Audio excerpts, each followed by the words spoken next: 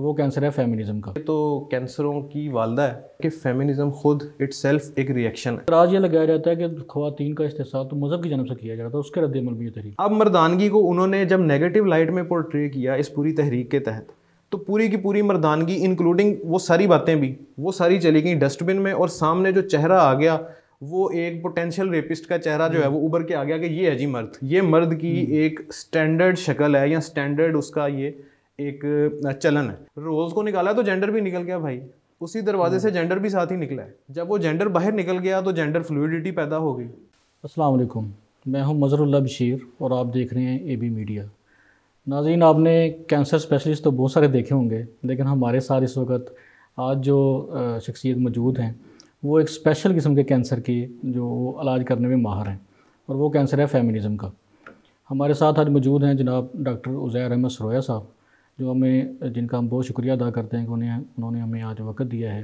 अस्सलाम वालेकुम डॉक्टर साहब। वालेकुम अस्सलाम। डॉक्टर साहब कैसे हैं? ठीक ठाक हैं? अल्लाह का शुक्र। मज़र भाई बहुत शुक्रिया, आपने इनवाइट किया। थोड़ी सी करेक्शन ये करूँगा कि उज़ैर अली सरोया। उज़ैर अली सरोया। अच्छा डॉक्टर साहब, बतौर कैंसर स्पेशलिस्ट आपका इस तरफ तवज्जो देने का किस तरह, मतलब कि आपने इस तरफ तवज्जो दी कि फेमिनिज्म को भी आप कैंसर से कुछ कम समझते हैं या ज़्यादा समझते हैं?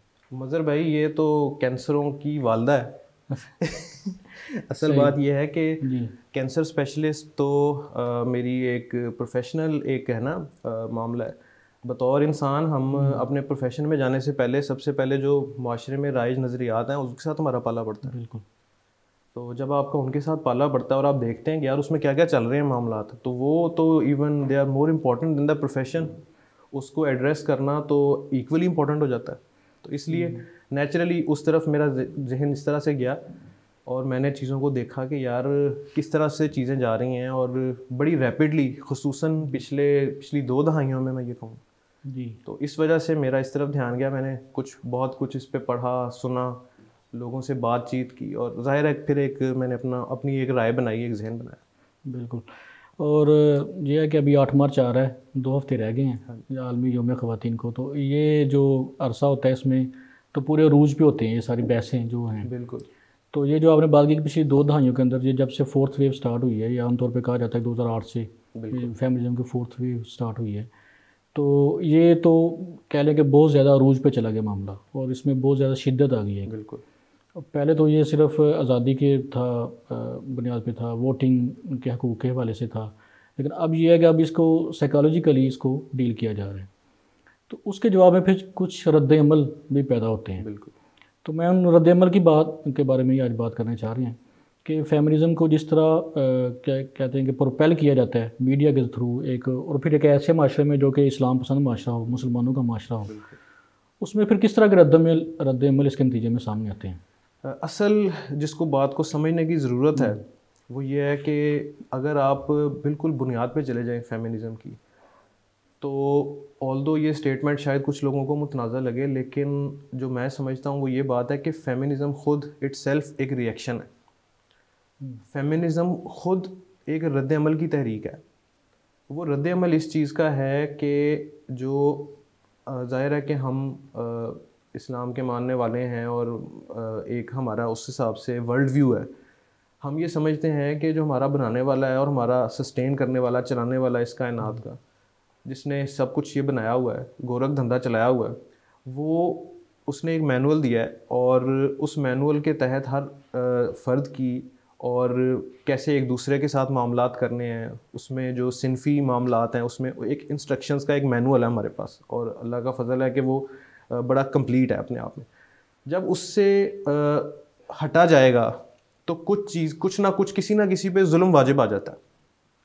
ये मामलात हो रहे थे जब मगरिब के अंदर, और वो जुल्म जो है वो नेचुरली, जब जुल्म की आप देखते हैं ना कि एक उसकी जो एनाटमी या उसकी स्ट्रक्चर वो ये हमेशा यही होती है कि जो ताकतवर होता है उससे वो कमज़ोर की तरफ आता है।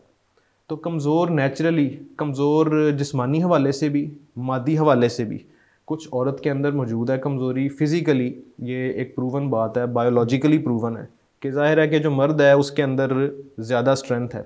ऑल्दो इमोशनल या साइकोलॉजिकल स्ट्रेंथ वो हम आर्ग्यू कर सकते हैं कि ख़ातून में ज़्यादा है, लेकिन जब एक मटेरियल वर्ल्ड में आप चले जाते हैं तो वो स्ट्रेंथ का पैमाना तो वही रह गया ना। तो औरत को दबाया जा रहा था। जब बेजा दबाया गया तो उसका एक रद्द अमल पैदा हो गया, और वो फेमिनिज्म।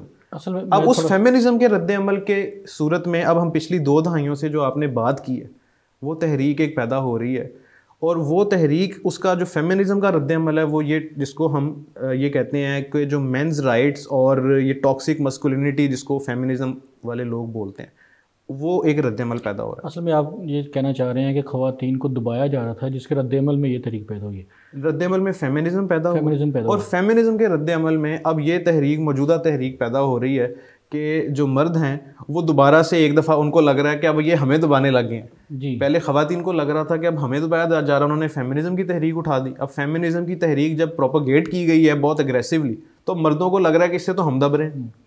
असल में मसला ये है कि पहले तो ये चीज़ क्लियर होनी चाहिए कि आपने कहा कि दबाया जा रहा था ख़वातीन को, उनका इस्तेहसाल किया जा रहा था, तो ये इस्तेहसाल कर कौन रहा था, ये चीज़ बुनियादी तौर पे, क्योंकि वो जो इतराज़ किया जाता है कि ख़वातीन का इस्तेहसाल सबसे ज़्यादा मज़हब करता है। जो भी जितने भी मज़ाहब हैं, सिर्फ यही नहीं कि इस्लाम, जितने भी मज़ाहब हैं, तो इतराज़ ये लगाया जाता है कि ख़वातीन का इस्तेहसाल तो मज़हब की जानब से किया जा रहा था, उसके रद्द अमल में ये तहरीक। असल और अहम बात यह है कि वो जो इस्तेहसाल किया जा रहा था ना ख़वातीन का, मज़हब उसका सिर्फ एक एलिमेंट या फैक्टर था। फेमिनिज़म की तहरीक को जब आप शुरू से देखते हैं तो फेमिनिज़म के अंदर आपको सारी जहतें नज़र आएंगी, उसमें सोशल, इकनॉमिकल, रिलीजियस और मल्टीपल फ्रंट्स के ऊपर ख़वातीन ने आवाज़ उठाया। उनका ये कहना था कि जितने भी पावर स्ट्रक्चर्स हैं, ये जो पावर स्ट्रक्चर्स का कॉन्सेप्ट है ये बहुत ज़रूरी है। पावर स्ट्रक्चर्स जितने भी हैं मौजूदा, वो सब हमें दबा रहे हैं। उन पावर स्ट्रक्चर्स में वो रियासत से लेके मज़हब तक उन्होंने सबको रगेदा हुआ। अच्छा, दिलचस्पी की बात यह है कि रगेदने का जो लफ्ज़ है वो इसलिए इस्तेमाल किया है कि जब कोई रद्द-ए-अमल की तहरीक पैदा होती है तो वो स्टेटस को के हर एलिमेंट को, हर अंसर को वो बराबरी की बुनियाद पे जो है ना वो विलीफाई करती है, यानी उसको कसूरवार ठहराती है। उसमें मज़हब भी रगेदा गया। बुनियादी तौर पे उनका जो मुआशरा है वो असल मज़हब की जो तालीमात है उससे तो कट के मटीरियलिज़म की तरफ आया हुआ था। असल तो मसला ही मादियत परस्ती है। जो मादियत परस्ती ये सिखाती है कि जो ताकतवर है, जिसके हाथ में लाठी है, उसकी भैंस है, और वो किसी को कोई हकूक़ ना दे, बेशक ना दे। मटीरियलिज़म या मादियत परस्ती ही तो वो ये चीज़ है जो ये सिखाती है कि भाई जिसके हाथ में ज़्यादा मादी वसाइल आ जाएं वो दबाना शुरू कर दे लोगों को।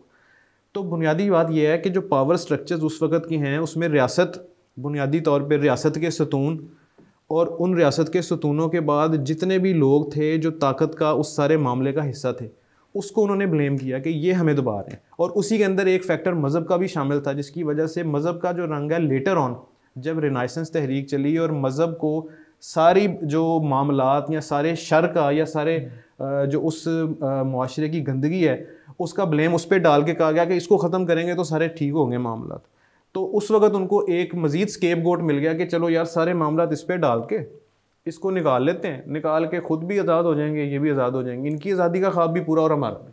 असल में वो दलील देते हैं कि अगर मज़हब हम इस्तेहसाल नहीं करता ख़वातीन का, तो दुनिया में हर जगह जहाँ पर भी कोई मजहबी स्टेट है या जहाँ पर भी कोई मजहबी तबका ज़्यादा पावर में है, वो ही फेमिनिज़म को सबसे ज़्यादा रजिस्ट करते हैं।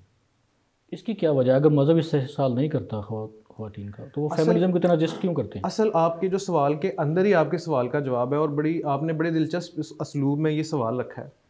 आप ये देखें कि जो इल्ज़ाम लगाया जाता है वो ये लगाया जाता है कि फ़ेमिनिज़म को मजहबी रियासतों में दबाया जाता है। हमने बात स्टार्ट ही यहाँ से की है कि फ़ेमिनिज़म तो रद्द-ए-अमल की तहरीक है। कोई रद्द-ए-अमल की तहरीक इंसानियत को या इंसानों को तवाज़ुन की तरफ कैसे लेके जा सकती है? तो कोई भी आपके पास जो डिवाइन गाइडेंस है, खुदा की तरफ से आई हुई गाइडेंस है, वो रद्द-ए-अमल की तहरीक की सपोर्ट में कैसे हो सकती है? जो दबाया जा रहा है वो फेमिनिज़म को दबाया जा रहा है, चूँकि वो एक रद्द-ए-अमल की तहरीक है। औरतों को दबाए जाने से मुतल्लिक वो बहस है, वो लंबी है। यानी कि हमें इस चीज़ की ज़रूरत है कि फेमिनिज़म और ख़वातीन को अलग करके देखें। बिल्कुल एग्जैक्टली, यही तो मसला है। पिछली 20 सालों में उन्होंने कामयाबी अटेन ही ये की है कि हमारे मजहबी नौजवान भी फेमिनिज़म और ख़वातीन के हकूक़ को दो अलग बातें समझने से कासिर हो चुके हैं। ख़वातीन के जो हकूक़ हैं वो एक अलग टॉपिक है, फेमिनिज़म एक अलग टॉपिक है। फेमिनिज़म ये तहरीक है जो ये कहती है कि सिनफ़ी बराबरी होनी चाहिए, बाय हुक और बाय क्रुक। उसके अंदर जो कुछ कॉम्प्रोमाइज़ होना है वो हो, उसके अंदर फैमिली कॉम्प्रोमाइज़ होती है वो भी हो जाए, उसके अंदर सारे मामला टूट जाते हैं, डिसइंटीग्रेट हो जाता है मुआशरों का, समाज का निज़ाम, तो होता रहे हमारी बला से। हमें बराबरी चाहिए। ख़वातीन के हकूक़ की जो बात है करने वाले हैं, जो फेमिनिज़म से हट के इसकी बात करते हैं, वो ये कहते हैं कि ख़वातीन के या मर्दों के या किसी भी फ़र्द के कोई भी हकूक़ उससे बेहतर कौन फ़ैसला कर सकता है जिसने उसको बनाया।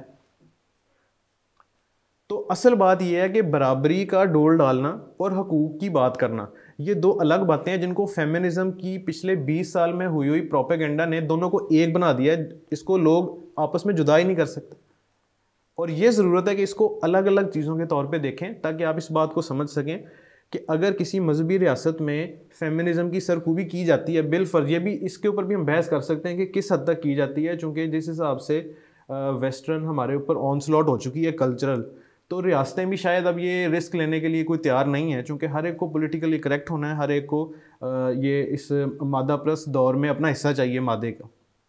तो ये भी इसके ऊपर भी एक बहस हो सकती है कि कर रहा है या नहीं कर रहा। बिलफर्ज कोई कर रहा है तो वो फेमिनिज्म की अगर वो सरकूबी कर रहा है तो इसका ये मतलब तो नहीं है कि वो औरतों की सरकूबी हो रही है, या उसका ये मतलब तो नहीं है कि वो औरतों को दबाया जा रहा है। वो तो बराबरी की बात को वो निगेट कर रहे हैं कि भाई हम नहीं समझते कि ये बराबरी से औरतों के हकूक़ बढ़ते हैं। और इसको हम अगर थोड़ा सा इन डिटेल आगे गुफ्तगू भी होगी, बराबरी से हकूक़ बढ़ना तो दूर की बात है, जो जो मामला और पैदा हो चुके हैं उसका हिसाब ही नहीं है, वो तो भी हम उसको छेड़ेंगे मामले को। ठीक है, अभी इसके रद्दमल की तरफ आते हैं, जो बात हमने शुरू में की थी। फेमिनिज़म के नतीजे में सिनफी जो तवाज़ुन था वो किस तरह बिगड़ा माशरे के अंदर, और ख़ास तौर पर पाकिस्तानी माशरे के अंदर इसका रद्दमल में क्या मिला? सबसे पहली बात तो ये है कि जो जेंडर रोल्स जिसको हम कहते हैं, कि जो दोनों सिनफ़ें हैं उन्होंने अपने काम बांटे हुए थे, और ये सिलसिला शायद सदियों से चलता आ रहा था कि ये इसका काम है करने का, ये इसका करने का काम है।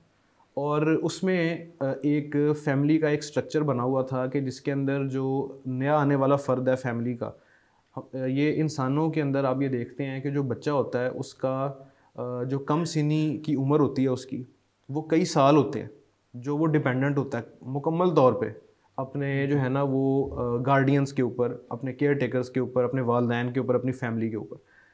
वो जो साल हैं 10, 12, 13 बलूगत के पहुंचने तक, अब तो खैर आप देखें कि बलूगत भी डिले होती जा रही है आहिस्ता आहिस्ता।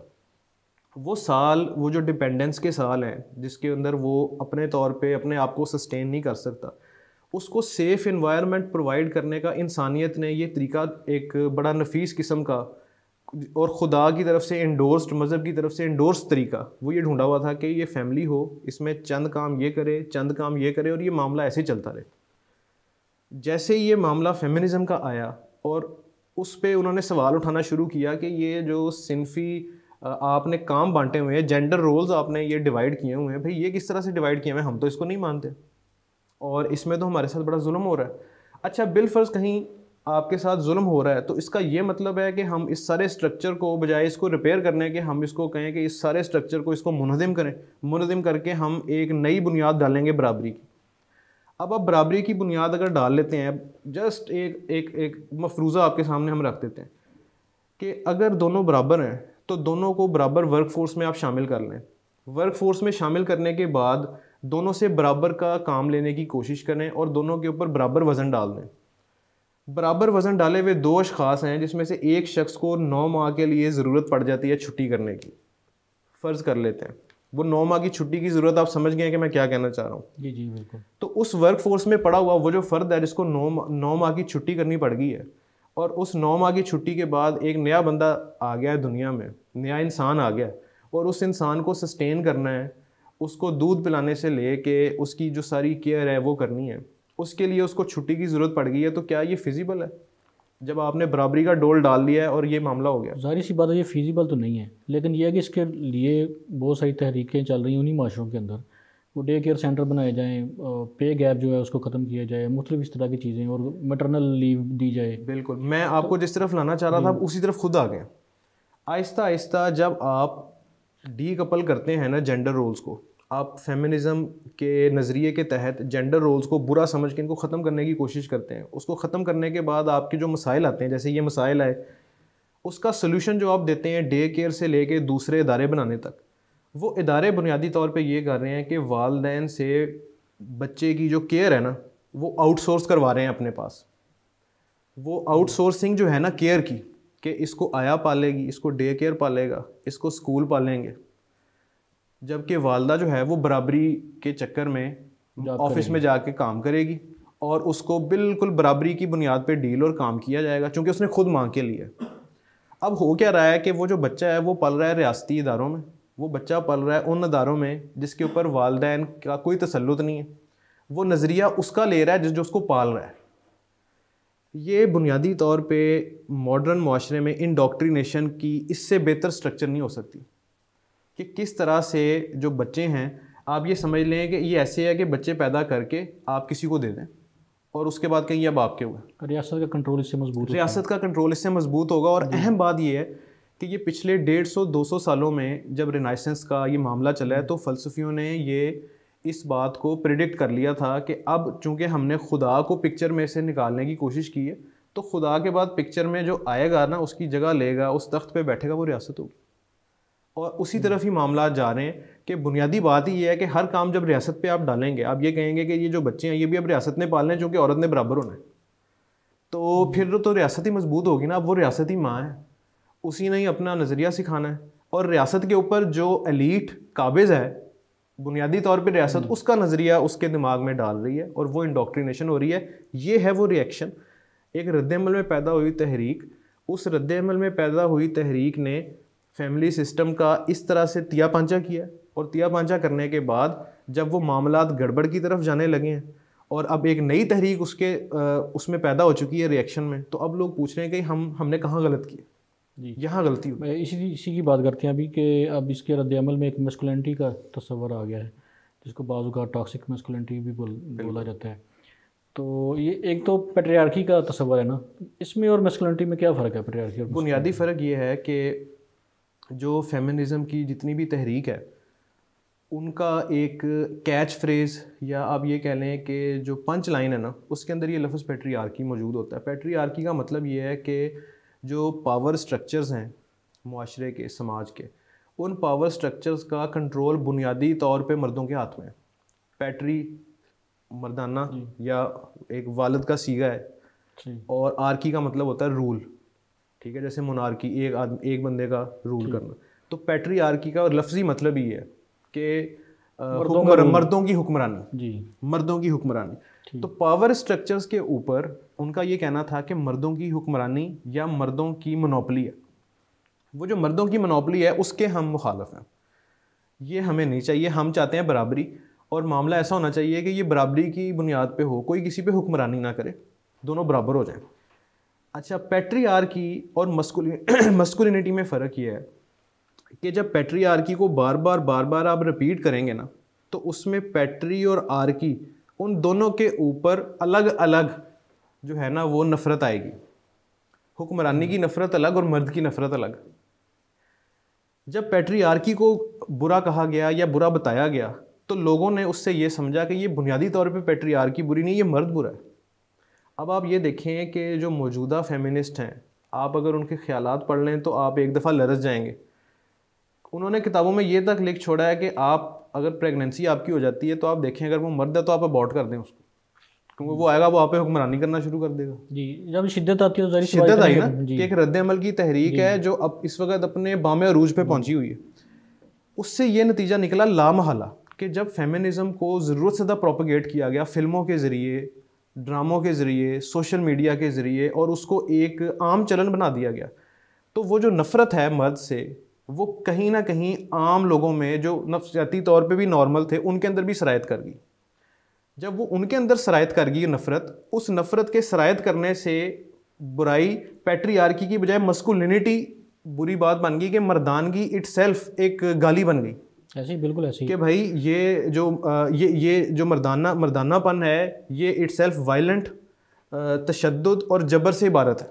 मैंने तो यहाँ तक पढ़ा है कि फेमिनिस्टें अक्सर ट्वीट कर रही होती हैं ये जब कोई ज्यादती का केस आता है कि हर मर्द पोटेंशियल रेपिस्ट है। एग्जैक्टली, ये उनकी ये पंच लाइन्स हैं जो वो यूज़ करते हैं। अब इससे नतीजतन क्या हुआ? नतीजतन ये हुआ कि मर्दानगी इटसेल्फ वो बुरी बन गई। हालांकि मर्दानगी के अंदर जो ट्रेडिशनल आप उठा के लिटरेचर देखते हैं तो मर्दानगी के तकाज़ों में जो चीज़ें आती हैं कि बुर्दबार का तहम्मुल और बर्दाश्त वाला शख्स, सब्र करने वाला, जो अपने से कमज़ोर हैं या कमतर हैं उनको अपलिफ्ट करने वाला, खास तौर पे दूसरी जेंडर खवातीन को केयर करने वाला, ये वो ट्रेड्स थी जिनसे मर्दानगी इबारत हुआ करती थी। अब मर्दानगी को उन्होंने जब नेगेटिव लाइट में पोर्ट्रे किया इस पूरी तहरीक के तहत, तो पूरी की पूरी मर्दानगी इंक्लूडिंग वो सारी बातें भी वो सारी चली गई डस्टबिन में, और सामने जो चेहरा आ गया वो एक पोटेंशियल रेपिस्ट का चेहरा जो है वो उभर के आ गया कि ये है जी मर्द, ये मर्द की एक स्टैंडर्ड शक्ल है या स्टैंडर्ड उसका ये एक चलन है। अच्छा, पैट्रियार्की और मस्कुलिनिटी के इस फ़र्क के बाद मस्कुलिनिटी से टॉक्सिक मस्कुलिनिटी की तरफ हम कैसे गए हैं, वो इस तरह गए हैं कि मुआशरे के अंदर जो सारे मर्द मौजूद थे वो देख रहे हैं कि यार हमने कभी ऐसा काम किया ना किया, नाम हमारा लग रहा है, मतलब भाई हम क्या यहाँ बैठे बैठे अपनी सीट पे बैठे बैठे हम पोटेंशियल रेपिस्ट बन गए हैं और हम बुरे हैं और हमने जबर किया हुआ है और हमने सदियों से इनको दबा के रखा हुआ है, भाई हमारा क्या कसूर है।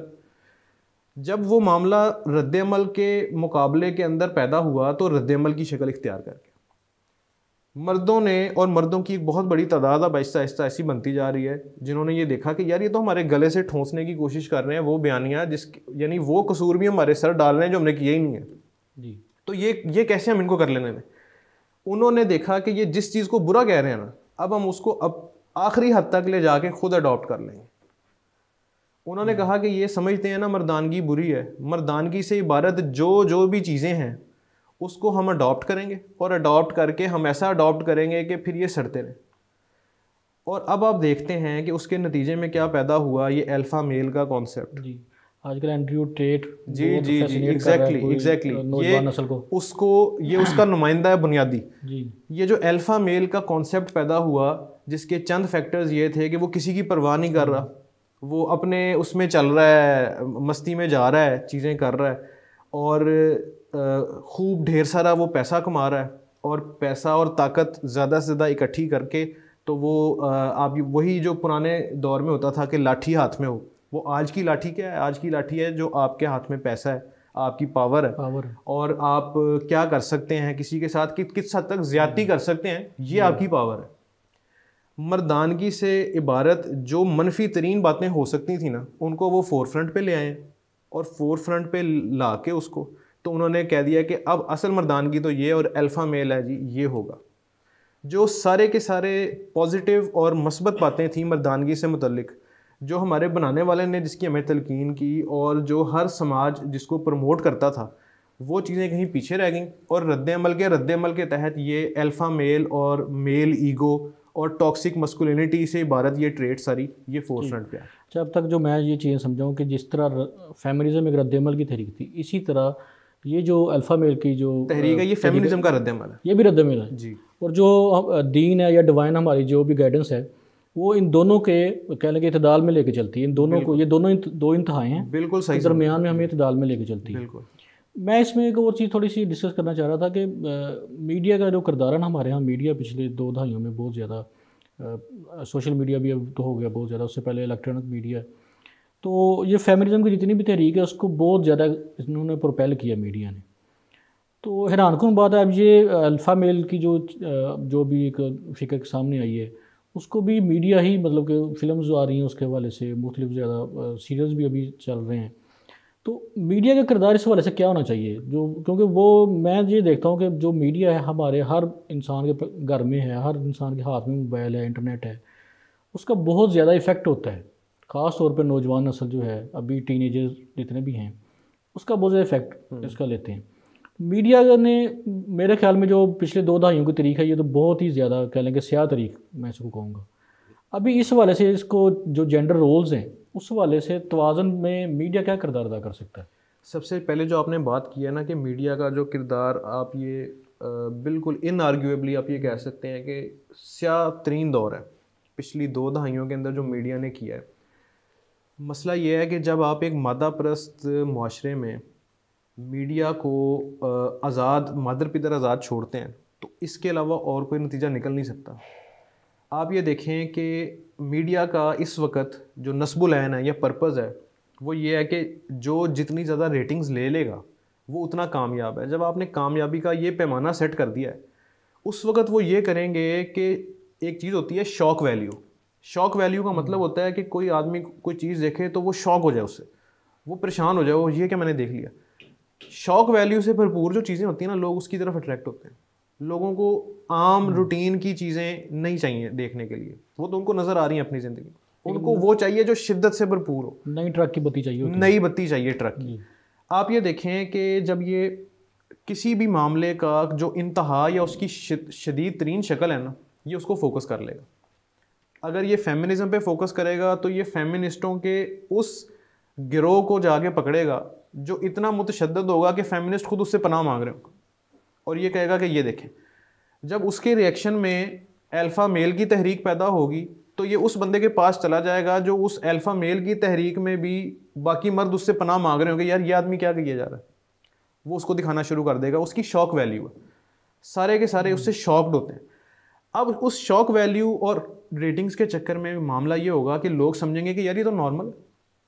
लोग समझेंगे कि यार अगर इस तरह के और लोग भी मौजूद हैं तो इसका मतलब है कि ये तो कोई ऐसी इसमें कोई लघु बात नहीं है, इस तरह किया जा सकता है। मिसाल के तौर पे अगर आप एक बंदे के लाइफस्टाइल पे फोकस करते हैं, वो इंस्टाग्राम पे बैठा हुआ है, उसने अपनी एक याट ली हुई है और याट के साथ उसने 10 से 12 जो है वो नीम बरहना ख़वातीन उसके साथ हैं, हाथ में उसके एक हाथ में उसके सिगार है, दूसरे हाथ में उसने जो है वो मोस्ट एक्सपेंसिव अल्कोहल का ब्रांड पकड़ा हुआ है, और एक तरफ से वो कश ले रहा है, एक तरफ से वो जाम में से घूंट ले रहा है, और साथ में पीछे बड़ा खूबसूरत बैकग्राउंड बना हुआ है। और फिर वो बता रहा है कि जी अल्फ़ा मेल तो ये होता है कि ये देखें, ये मेरा हरम है, ये मेरी याट है जो इतने मिलियन डॉलर्स की है, और मैं यहाँ क्रूज़ पे निकला हूँ। तो अगर आप जब तक आप अपने अंदर ये खसूसियात पैदा नहीं कर सकते तो आपने तो जो मर्दानगी की तारीफ़ है आप उस पर पूरे नहीं उतर रहे।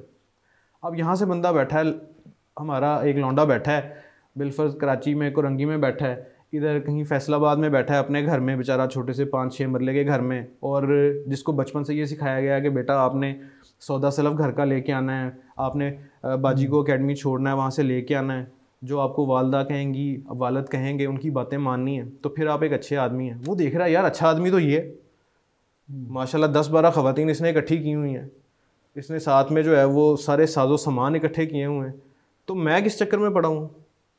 अब उसको तो यही मैसेज जा रहा है ना कि यार असल चीज़ तो ये है जिसको मैंने, आइडियल तो ये है जिसको मैंने फॉलो करना है, मुझे घर वालों ने कौन सी ट्रक की बत्ती के पीछे लगाया हुआ था, असल तो ये।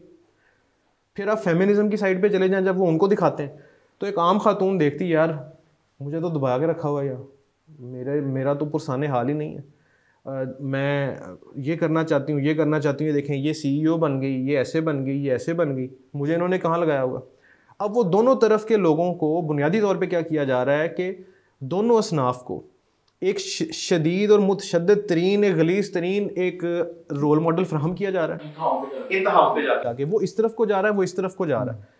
अब इन दोनों के एक दूसरे से जुदा होने को, इस जुदा होने के अमल का लाजमी तरीन नतीजा क्या निकल रहा है, वो ये निकल रहा है कि फैमिली का सिस्टम डिसइंटीग्रेट कर रहा है। और इस सारे सिस्टम के अंदर मीडिया ने एक उस सारे इस क्राइम के अंदर वो पार्टनर है उस सिविलाइजेशन का। जो आपने मीडिया के किरदार से मुतल्लिक सवाल उठाया कि मीडिया ने पिछले 20 साल में इसमें कोई कसर नहीं उठा के रखी।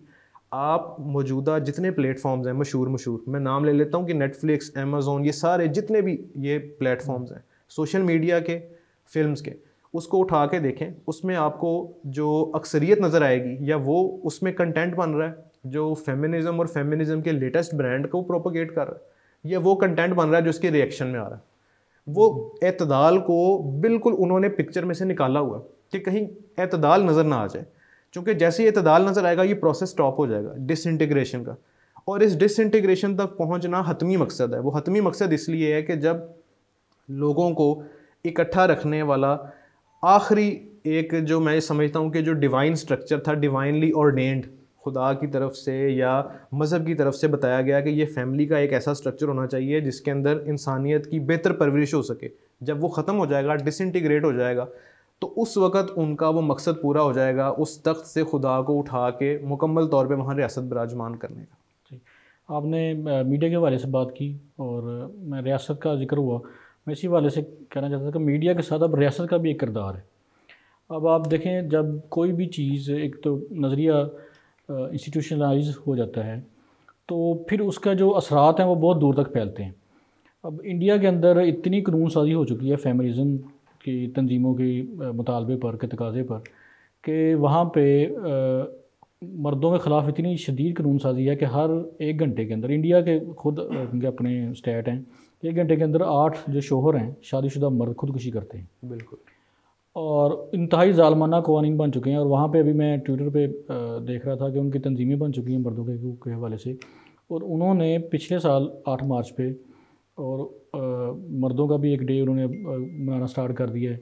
उस पर उन्होंने बाकायदा पूरी एक मुहिम लॉन्च की मैरिज स्ट्राइक के नाम से। जी बिल्कुल। और वो मर्दों को इस बात पे कायल कर रहे हैं कि आप शादी ना करें। बिल्कुल। इस बात, क्योंकि वो कवानीन इस तरह के हैं कि ख़तून अगर एक सिर्फ कह दे कि मेरे साथ मैरिटल रेप करने की कोशिश की जा रही है या मुझसे जहेज़ मांगा गया है, उनका मांगने का सिर्फ इतना ही कह दे जहेज़ ना भी हो, तो उस पर मर्द को और मर्द के पूरे ख़ानदान को कैद कर दिया जाता है। बिल्कुल। और उनकी ज़मानत भी नहीं होती। तो अब यह है कि रियासत का भी एक किरदार है। पाकिस्तान के अंदर भी मतलब कि फैमिली कोर्ट्स के अंदर हर रोज़ कोई ना कोई सोशल मीडिया पे स्टोरी आई होती है कि वो जब तलाक की इस तरह के मामला होते हैं तो ख़वातीन के हकूक़ में बहुत सारे, अगर मतलब जहेज़ का कोई मामला है, जहेज़ ना भी हो तो मैं जज सिर्फ इस फैसले पर ही कि एक तसव्वुर पर के जहेज़ तो हर किसी को दिया जाता है, तो वो फ़ैसला कर देते हैं मर्दों के ख़िलाफ़। और फिर बच्चों से मिलने पर पाबंदी और इस तरह की दूसरी चीज़ें। तो रियासत की जो कानून साजी का एक पूरा एक प्रोसेस होता है, रियासत की भी कुछ ज़िम्मेदारियाँ होती हैं। तो जो मुझे चीज़ नज़र आ रही है, ये तो बड़ी ख़तरनाक चीज़ नज़र आ रही है। जिस तरह का मीडिया भी अपना किरदार नहीं अदा कर रहा और रियासत का किरदार भी बहुत गलत है, तो फिर मुस्तकबिल में तो ये चीज़ बहुत ज़्यादा कह लें कि और इंतहाओं की तरफ चली जाएगी। बिल्कुल, आपने एक बहुत जो है ना वो एक्यूरेट चीज़ों को पिक किया है कि इस सारे किरदार के अंदर, इस सारे मामलात के अंदर ये तहरीक, एक रद्द-ए-अमल की तहरीक और उसका इस स्पीड के साथ ज़ोर पकड़ना, वो कभी ये मुमकिन ही नहीं हो सकता था अगर इसकी बैक पे रियासत ना होती। तो ये जितनी इस वक्त मगरबी रियासतें हैं, आप ये देखें कि पूरी की पूरी कानून साजी ख़वातीन से के हकूक़ को, चूँकि अब फेमिनिज़म के साथ एक कर दिया गया, तो फेमिनिज़म से मुतल्लिक कानून साजी को उन्होंने अपने एजेंडा के ऊपर टॉप पे रखा होता है। ना सिर्फ वो अपनी रियासतों में इसको टॉप पे रख के बैठे हुए हैं, बल्कि वो जो दूसरी रियासतें हैं, जो हम ये समझ लें कि ज़ैली रियासतें हैं, जो डेवलप्ड नेशंस नहीं हैं अभी, जिनको ज़रूरत होती है उनके माल की, वो माल के साथ स्ट्रिंग्स अटैच करके कि ये जो अब अगली कंसाइनमेंट पहुंचेगी इसके साथ ये कानून आना चाहिए, ये अगली कंसाइनमेंट पहुंचेगी इसके साथ ये कानून आना चाहिए। तो वो डिक्टेट करते हैं रियासत को। जब वो डिक्टेट कर देते हैं कि आपने इस एजेंडे को नाफिज करना है, डिक्टेट भी करते हैं, 5 साल बाद यूएनओ के इजलास में बाकायदा जायजा भी लेते हैं, बाकायदा पूछते हैं हाँ जी, कि हमने ये टास्क दिए थे, अब इसमें से क्या क्या आपने मुकम्मल किया। होता यह है कि किसी भी मुआशरे या समाज में जो कानून साजी है ना, उसकी ऑर्गेनिक नीड्स, उस मुआशरे के अंदर पैदा होने वाले नेचुरल मसाइल और उन मसाइल का नेचुरल हल जो उस समाज से मुतल्लिका हो, ये होता है नेचुरल प्रोसेस कानून साजी का। जब आप इस नेचुरल प्रोसेस के ऊपर टेस्ट ट्यूब बेबी लॉन्च करते हैं ना बाहर से, कि ये हम फेंक रहे हैं बम, नज़रियाती बम, अब यहाँ पे ये फटेगा, तो ये मसाइल होते हैं। फिर इस वक्त जितनी भी रियासतें हैं जो कॉलोनियल इन्फ्लुएंस से निकली हैं, इंडिया भी उसमें शामिल है, पाकिस्तान भी उसमें शामिल है, उनके ऊपर अभी तक जो नज़रियाती तसल्लुत है वो कायम है, जूं का तूं। इंडिया ने किसी हद तक जब अपनी इकोनॉमिक फ्रीडम ली है, तो उस इकोनॉमिक फ्रीडम का मॉडल भी वहीं से आया हुआ है। इकोनॉमिक फ्रीडम का जो मॉडल है, जो कैपिटलिस्टिक मॉडल है, वो भी चूंकि वहीं से इंपोर्ट शुदा है, तो लाजमी नतीजा ये था कि उसकी रद्द-ए-अमल की तहरीकें भी साथ ही इंपोर्ट होनी थी। आपने ये जो बात की है, बड़ी दिलचस्प बात की है कि उन्होंने, मर्दों ने मिल के सारे मसले का हल ढूंढा ही है कि अब शादी ही ना की। आप ये देखें कि किसे कैसे कामयाबी से फैमिली के निज़ाम की बुनियाद पे हमला कर दिया और वो कामयाब हो गया। ये सारी जो कानून साजी है ना फेमिनिज़म की, कि फेमिनिज़म को राइज करना है, एक बुनियादी तौर पे एक रद्द-ए-अमल की तहरीक को आपने ठूंसना है गले के नीचे और आपने उसको नॉर्मलाइज करके बताना है कि ये तो है ही नॉर्मल पोजीशन है इंसानियत की, कि ये दोनों बराबर होने चाहिए। तो फिर ये उसके नतीजे में सामने आती है। अब रियासत का असल किरदार ये होना चाहिए कि वो देखे कि ये हमारी पॉपुलेशन है और इस पॉपुलेशन की ये नीड्स हैं और इन नीड्स के मुताबिक ये कानून होना चाहिए। लेकिन दुश्वारी ये है कि रियासत सारी की सारी सरमायादारों के शिकंजे में है। जो सरमायादारी शिकंजा है वो रियासतों को अवाम के या लोगों के मफाद में फ़ैसले नहीं करने देता। वो फ़ैसले वो करवाएगा रियासत से जो सरमायादारी के मफाद में होंगे। हम इस बात को डिस्कस कर चुके हैं कि कैसे कैपिटलिज़म का इसमें मफाद है कि फैमिली सिस्टम डिसइंटीग्रेट हो जाए। सारे जो अफराद हैं वो एक इकाई के तौर पे अलग-अलग खड़े हों एक दूसरे से, और वो अपनी ज़ात में कंज्यूमर और वर्कर हों सिर्फ, वो और कुछ ना हो। ये कैपिटलिज्म का आखिरी जो हदफ है वो ये है, जिसकी तरफ वो बढ़ रहे हैं। अब जितने भी सरमायादार हैं वो सारे फाइनेंसियर्स हैं रियासतों के। आप इलेक्शंस से बात शुरू करें, अभी हालिया तौर पे अभी हम सियासत पे बात नहीं करेंगे, लेकिन दुनिया के हर मुल्क के जो इलेक्शंस हैं वो इन्फ्लुएंस्ड होते हैं, और वो इन्फ्लुएंस करने वाले वो लोग होते हैं जिनके हाथों में सरमाया होता है। और वो सरमाए से इन्फ्लुएंस इसलिए नहीं कर रहे होते कि उनको शौक है कि इलेक्शंस के अंदर जो लोग खड़े हो रहे हैं या लॉबीज़ हैं उनको हमने सपोर्ट करना है। उनके एजेंडा है इसके साथ, और वो जो एजेंडा है वो ना सिर्फ वहाँ नाफिज करवाते हैं, बल्कि वो छोटी रियासतों जहाँ पे कर्जे जाने हैं उनके, जहाँ पे उनका माल जाना है, वो वहाँ पे भी नाफिज होता है, और जिसका नतीजा ये जो आप बता चुके। अच्छा, इसके हवाले से एक और चीज़ जो अभी पिछले चंद बरसों से बहुत ज़्यादा जिसने ज़ोर पकड़ा है, ट्रांसजेंडरिज्म का एक नज़रिया है वो है। उसमें तो ये है, अब एक मतलब चीज़ हो गई है कि मर्द जो है वो सेल्फ परसेप्शन की बुनियाद पर अपनी जेंडर तब्दील कर सकता है। मर्द एक औरत बन सकता है, औरत जो है वो मर्द बन सकती है। तो अब इसमें फिर आप जेंडर रोल्स को किस तरह देखते हैं मुस्तकबिल के अंदर? मतलब कि अब मतलब सिनफी तवाज़ुन की हम बात करते हैं, तो मुस्तकबिल में अब इसके इन नज़रियात के होते हुए हम किस तरह इस सिनफी तवाज़ुन को बरकरार आप ये देखें कि आपके इस सवाल ने उस सारी हमारी बहस को निचोड़ के रख दिया, उसका निचोड़ आ गया। जब आपने लोगों को ये शुरू से एक ही बात उनको बार बार आपने प्रोपेगेंडा किया कि मर्द और औरत तो अहम नहीं है, ये दोनों तो बराबर हैं। इनके जो रोल्स हैं वो कोई खुदा की तरफ से या किसी की तरफ से कोई दी गई बात तो है ही नहीं, वो तो जिसका जो जी चाहे वो कर ले। तो जब मर्द का मर्द होना और औरत का औरत होना अहमियत का हामिल ही नहीं रह गया, तो फिर ये अहमियत फिर इस बात की क्या रही कि जो पहले मर्द था और अब औरत है, या पहले औरत थी और अब मर्द। दोनों बराबर हैं। जब दोनों बराबर हैं तो जिसका जब जी चाहे, मैं आज उठूँ मैं मर्द हूँ, कल मेरा जी चाहे नहीं यार आज मैं औरत हूँ, तो कल मैं कहना शुरू कर दूँ अब मैं औरत हूँ, मैं औरतों के कपड़े पहन के जाऊँगा। अगले दिन फिर मेरा मूड बदल जाए, मैं कहूँ नहीं यार मैं वापस आ रहा हूँ। तो ये इस बात की अहमियत, जब आपने जेंडर रोल्स को निकाल दिया ना पिक्चर में से, तो जेंडर रोल्स को निकालने के साथ, जैसे मैंने पहले बात की थी, पैट्रियार्की के अंदर दो पैट्री और आर्की थे, तो जेंडर रोल्स के अंदर जेंडर और रोल्स को निकाला तो जेंडर भी निकल गया भाई, उसी दरवाजे से जेंडर भी साथ ही निकला है। जब वो जेंडर बाहर निकल गया तो जेंडर फ्लूइडिटी पैदा हो गई, और जो अल्टीमेट गोल था, जो फैमिली सिस्टम की डिसइंटीग्रेशन, उसकी ताबूत में जो आखिरी कील रिक्वायर्ड था, वो यही था कि लोग पहले जेंडर रोल से उनको जो है वो किया जाए, नफ़रत पैदा की जाए, और जेंडर रोल से नफ़रत पैदा होने का अगला मंतकी नतीजा वो ये होगा कि जेंडर से ही जो है वो लोगों का एतमाद या ईमान उठ जाए, और जब जेंडर से ईमान उठ जाएगा तो जेंडर फ्लूइडिटी पैदा हो जाएगी, ना कोई मर्द रहा ना औरत, और जब ना कोई मर्द होगा ना औरत होगा तो फैमिली कहाँ से होगी? फैमिली तो बिल्कुल तस्वर ही भी नहीं, तस्वर ही खत्म हो जाएगा। और जब फैमिली नहीं होगी तो हर आदमी, हर शख्स एक फ़र्द है, बस एक इकाई है, इससे ज़्यादा वो कुछ नहीं, और यही आखिरी और रिक्वायर्ड हदफ है। सही। अच्छा डॉक्टर साहब, हम एंड पे इस चीज़ को डिस्कस कर लेते हैं कि ये सारी चीज़ें हमने डिस्कस की हैं, इसका हल क्या है? हम कुछ हल भी इसका हो सकता है मीडिया को भी ज़हन में रखते हुए, रियासत को भी ज़हन में रखते हुए, और मुस्तकबिल में जो हमारे नौजवान ख़ानदान के अदारे में दाखिल हो रहे हैं, शादी जिनकी हो रही है, और क्योंकि वो आपने जिस तरह कहा कि उनका मकसद तो यही है कि इस अदारे को तबाह किया जाए। बिल्कुल। तो जो हमारे नौजवान अब इस मरहले में हैं, मैं चाहता हूँ कि आप उनके लिए कुछ इस तरह की तजावीज़ या उनको कुछ इस तरह के मशवरे दें को इन जो नज़रियात हैं इनके असरात से बच सकें। ये असल बात ही और असल मकसद ही ये था हमारी आज की गुफ्तगू का, कि हम इस चीज़ को समझ लें कि हम जिन तहरीकों के तलातुम या समंदर में हैं, कि एक वेव यहाँ से आ रही है और दूसरी वेव यहाँ से आ रही है, हमें ये समझने की ज़रूरत है कि ये दोनों साइडों से जो ये थपेड़े आ के हमारे ऊपर पड़ रहे हैं, ये रद्द-ए-अमल है, ये इंसान की फितरत से हटी हुई बातें हैं।